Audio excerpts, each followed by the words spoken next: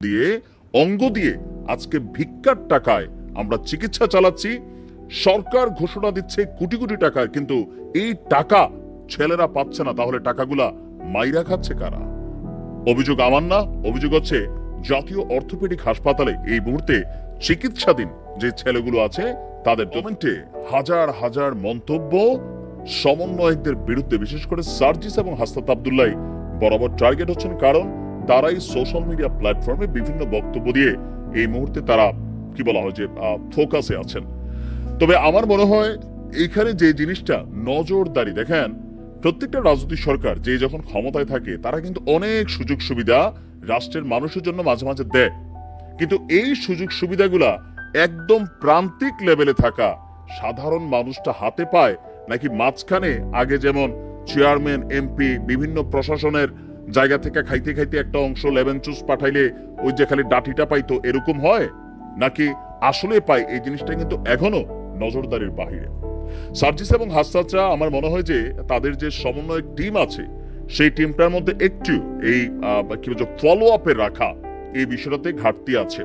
আমরা গতকালকে আবার দেখলাম আরেকদিকে যে জুলাই আগস্ট এই বিপ্লবকে কেন্দ্র করে যে সকল ছাত্ররা আহত হয়েছে, নিহত হয়েছে, তাদেরকে কিন্তু যে জুলাই আগস্ট যে ফান্ড আছে 100 কোটি টাকা সরকারের পক্ষ থেকে দেওয়া হয়েছিল, সেই ফান্ডের কিন্তু টাকা রিলিজ করা শুরু করেছেন। আমরা দেখলাম যে এটা নিয়ে সুন্দর ভিডিও দেখছি, ভালো লাগছে। কিন্তু এই ছেলেগুলো যারা চিকিৎসাধীন আছে তাদের ব্যাপারে কেন এতটা উদাসীন? এখন তাদের অভিযোগ আবার অনেকটা কি বলা হয় যে এক হাসপাতাল থেকে কেন আরেক হাসপাতালে পাঠানো হচ্ছে। তো এই বিষয়ে যিনি এখানের দায়িত্বশীল ডাক্তার ছিলেন, তিনার বক্তব্য হচ্ছে যে সরকারি হাসপাতালগুলোতে একটু কৃত্রিম অঙ্গ প্রত্যঙ্গের অভাব আছে। তবে সরকারি হাসপাতালে অভাব থাকলেও ব্রাক সহ আরো বিভিন্ন এনজিও গুলো যাদের হাত গেছে হাত, যাদের পা গেছে পা, এই জিনিসগুলো দেওয়ার জন্য তারা আগ্রহ প্রকাশ করেছে। আর যার কারণে এখান থেকে ট্রান্সফার করে সাভার সহ বিভিন্ন যে প্রাইভেট এনজিও গুলো আছে যারা এই কাজগুলো করে থাকে সেখানে যাওয়ার কথা বললেও ছাত্রদের বক্তব্য হচ্ছে কেন আমরা সাভার যাব, চিকিৎসাটা তো এটা তারা এখানেই করতে পারে। ইভেন একটা পর্যায়ে এসে সমন্বয়কদের উপর তারা কিন্তু তাদের ক্ষোভ জেরেছেন। ভিডিওর যে অংশটাতে আপনি দেখেছেন, প্রায় প্রতিদিনই এমন এমন ভিডিও কিন্তু সামনে আসে যে কারো মাথাতে গুলি, কারো চোখে গুলি, কারো শরীরের রাবার বুলেট নিয়ে ঘুরছে। প্রতিদিনই গণমাধ্যমে নিউজ করা হচ্ছে।